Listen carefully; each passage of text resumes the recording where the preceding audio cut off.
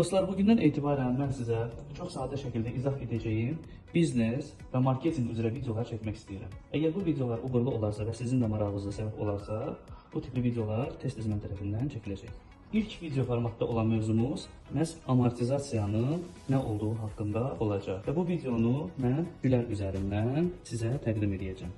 Baxın dostlar, Gülər bizdə dərzidir. Dərzi olaraq ay ərzində 30 ədəd corab toxuyub satır və corabın da qiymətini 3 manat 50 qəpikdən təyin edib. Lakin təbii ki, hər şeydə olduğu kimi məhz corabın da ərsəyə gəlməyində xərclər var. Bu xərcləri də mən sizə rahat olsun deyə 1 manat olaraq göstərmişəm. Yəni ki, bura onun sapıdır, onun iynələridir və s. kimi xərcləri aid eləmək olar.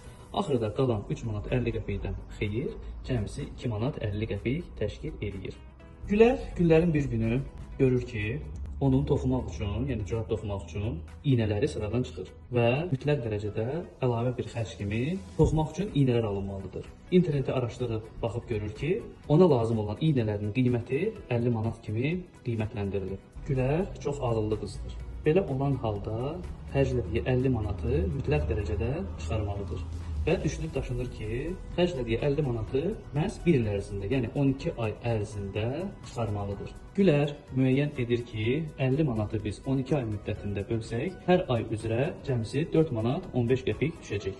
Əgər nəzərə alsaq ki, Gülər ay ərzində 30 ədəd corab toxuyub satırsa, demək, ay ərzində düşən 4 manat 15 qəpiyi biz 30 ədəd coraba böləcəyik və alınan nəticənin üzərinə köhnə satış qiymətinin gələcəyik. Bu da yekunda bizə bir corabın qiymətini cəmisi 3 manat 65 qəpik kimi müəyyən edir. Yəni, bugündən etibarən bütün bu olan xərcləri nəzərə alaraq corabın qiyməti cəmisi 3 manat 65 qəpiyə müəyyən olunacaq.